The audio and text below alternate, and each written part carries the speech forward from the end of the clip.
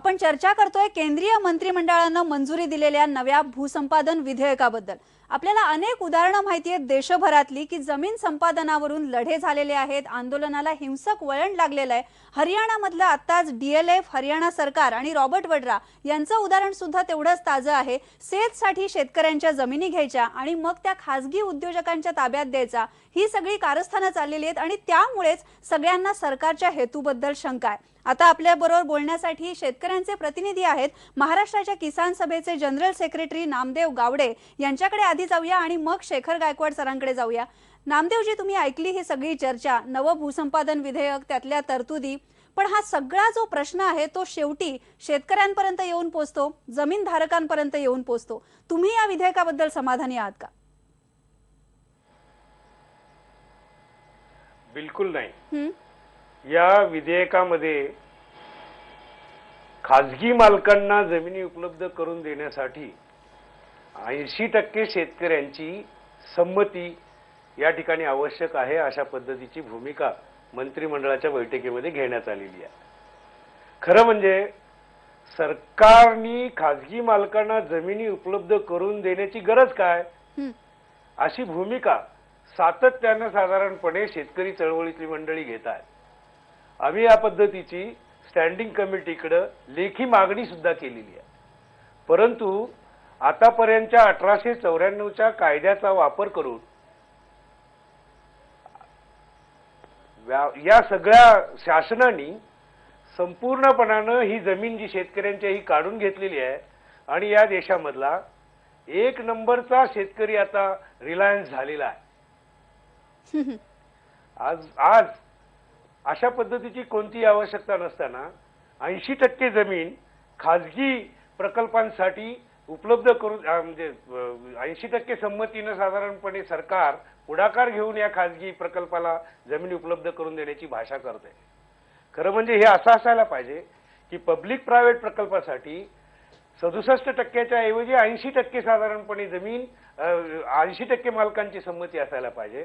आणि त्याचबरोबर हा जो काही सरकारी प्रकल्पांच्या साठी जो काही साधारण मुद्दा या ठिकाणी कुठल्याही पद्धतीच्या संमतीची आवश्यकता नाही अशा पद्धतीची जी काही सांगण्यात आलेलं आहे, हे सुद्धा अत्यंत धोकादायक अशा पद्धतीची परिस्थिती आहे की सरकारने कशा कशाच्या नावावर आजपर्यंत जमिनी घेतल्या आणि त्या जमिनींचं नेमकं काय झालं।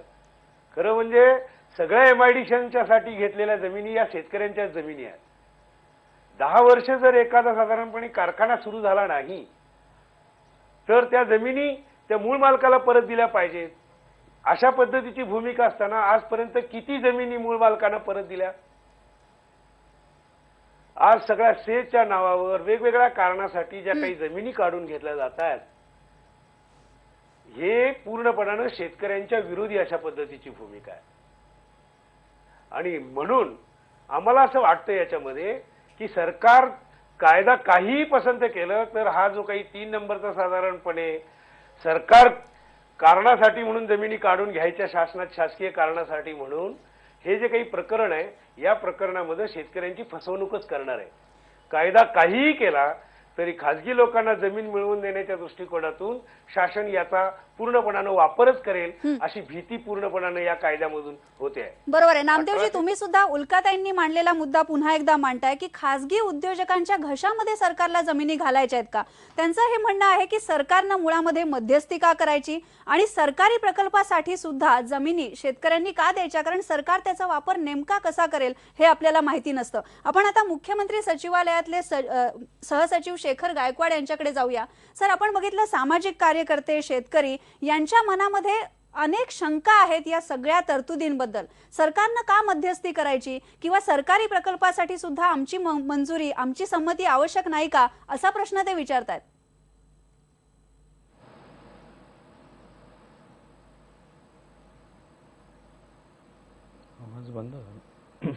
शेखरजी, तुम्हाला आमचा आवाज येतोय का?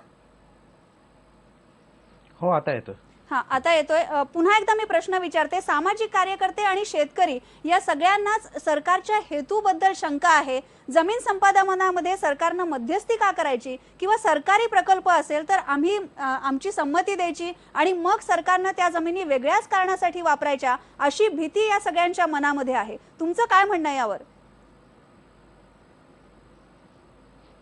मी गेले 25 वर्ष भूसंपादन आणि पुनर्वसन या दोन्ही प्रक्रियांशी संबंधित कामकाज स्वतः केलेलं आहे.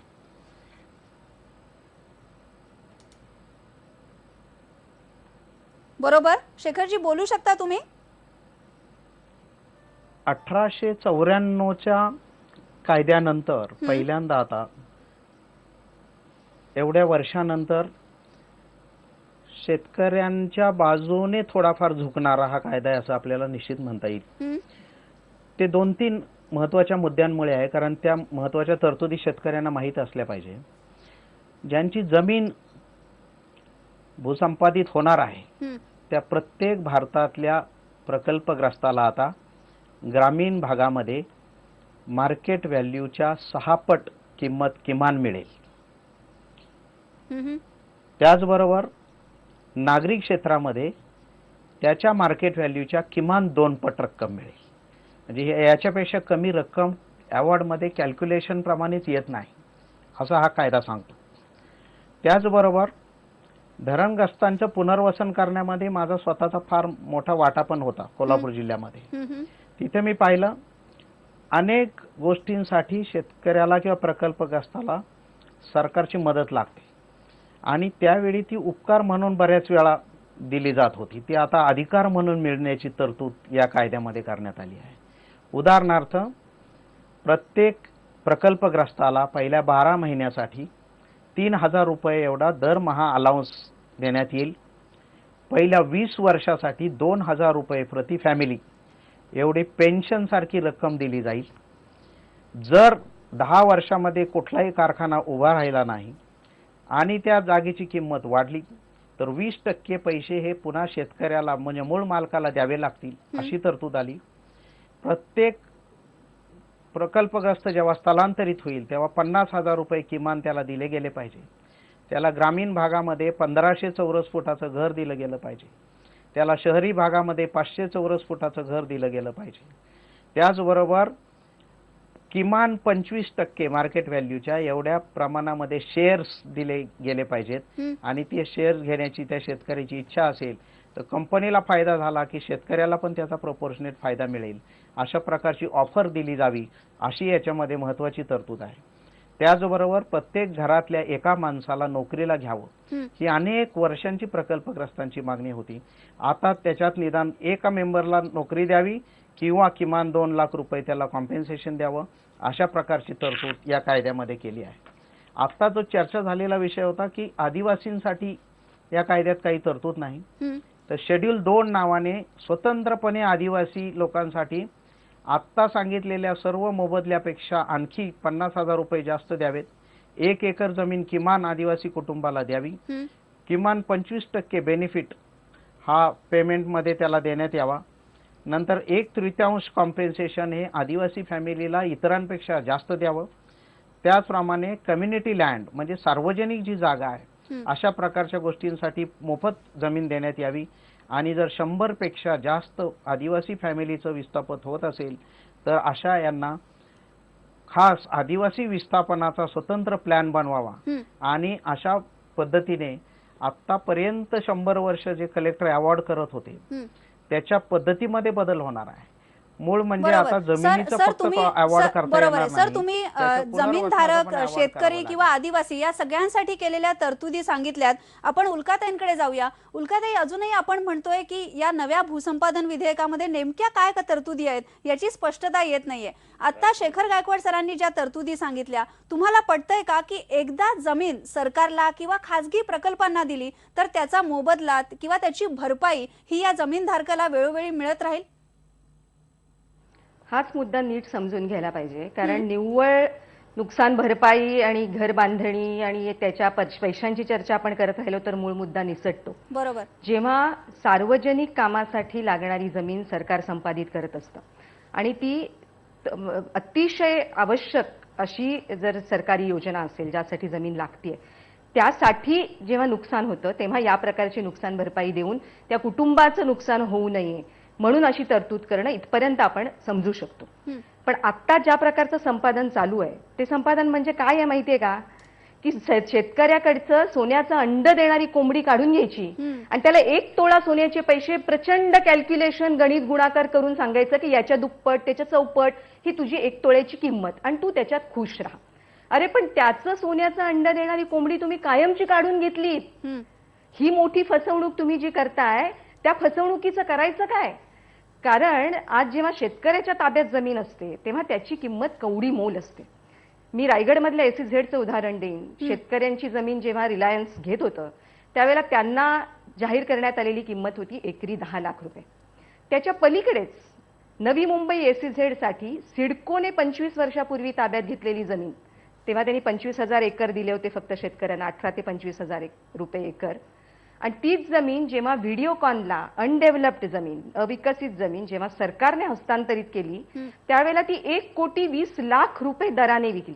म्हणजे हा जो मधला फायदा आहे. आणि आज अनेक राज्य सरकार लँड बँक या नावाखाली जमिनी संपादित करतात.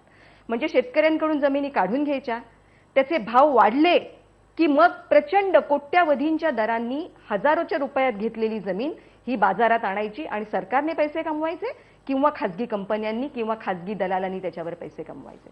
आणि हे इतक्या मोठ्या प्रमाणावर चालू आहे. म्हणजे मी जे बोलतेय हे जर गावागावातले शेतकरी ऐकत असतील आणि ज्यांची शेतकऱ्यांची उपजीविका शेतावर अवलंबून आहे, असं महाराष्ट्रातलं एकही गाव आता मला वाटत नाही की ज्या गावामध्ये दलाल पोचलेले नाहीत, ते खेळ करत नाहीत आणि जमिनी काढून घेण्याचा डाव रचत नाहीत. आता या पार्श्वभूमीवर आपण जेव्हा बघतोय खाजगी कंपन्यांसाठी जमिनी देण्याची तरतूद मुळात भारत सरकारने करावीच का. कारण आपण विकसित देशांची उदाहरणं घेऊया. अमेरिकेमध्ये Oklahoma, south Carolina, Illinois, Michigan या सर्व राज्यातल्या स्टेट सुप्रीम कोर्टांनी खासगी कंपन्यांसाठी जमीन संपादनावर बंदी आणली कारण तिथे प्रचंड मोठा गदारोळ याच्यावर झाला. आणि 2006 साली जॉर्ज बुश प्रेसिडेंट असताना त्यांना एक्झिक्युटिव्ह ऑर्डर काढून फक्त सार्वजनिक उपयोगासाठीच जमीन संपादन करता येईल आणि खासगी कंपन्यांच्या आर्थिक हितासाठी करता येणार नाही असं करावं लागलं. Canada, European union, Japan, Australia या सर्व देशांमध्ये खासगी कंपन्यांनी जेव्हा जमिनी घेतात त्यांच्यासाठी सरकारने जमीन संपादन करून देण्यावर निर्बंध आहे. हे जेव्हा विकसित देशामध्ये चालतंय आणि त्यांच्याकडच्या परकीय कंपन्या येऊन इथे जमिनीत गुंतवणूक करतायत, त्यांनी जमिनीला हात लावल्याबरोबर जमीन सोन्याची होते. आणि तीच जमीन जेव्हा शेतकऱ्याच्या ताब्यात असते तेव्हा ती कवडी मोलाची असते. तुमच्या पैशाची किंमत रोज घसरते आणि शेतकऱ्याच्या ताब्यातल्या जमिनीची किंमत रोज वाढते.